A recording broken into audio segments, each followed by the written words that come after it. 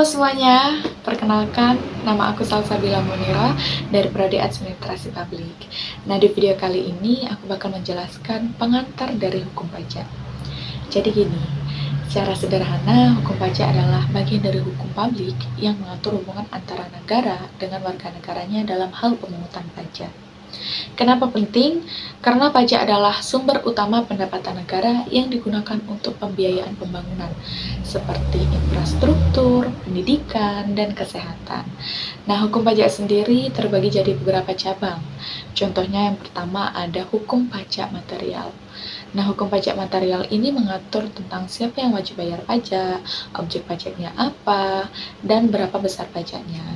Lalu yang kedua ada hukum pajak formal. Nah, hukum pajak formal ini lebih prosedur, kayak gimana cara menghitung, menyetor, dan melaporkan pajak. Yang ketiga ada hukum pajak pidana dan sanksi. Nah, kalau ada pelanggaran, misalnya wajib pajak sengaja ngasih data palsu, maka diatur juga hukuman atau sanksinya.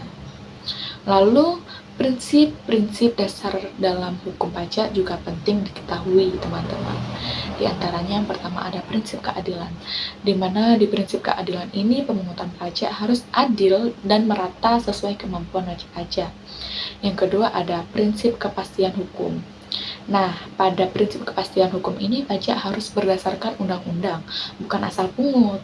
Lalu ada prinsip ekonomis dan efisiensi, di mana biaya pemungutan jangan lebih besar dari pajak yang dipungut. Lalu ada prinsip fleksibilitas. Nah, dalam prinsip fleksibilitas, sistem hukum pajak harus bisa menyesuaikan kondisi ekonomi masyarakat. Nah, jadi hukum pajak itu bukan cuma soal bayar-membayar, tapi juga menyangkut kepercayaan dan keadilan antara negara dan rakyatnya. Oke, itu tadi penjelasan singkat tentang pengantar hukum pajak.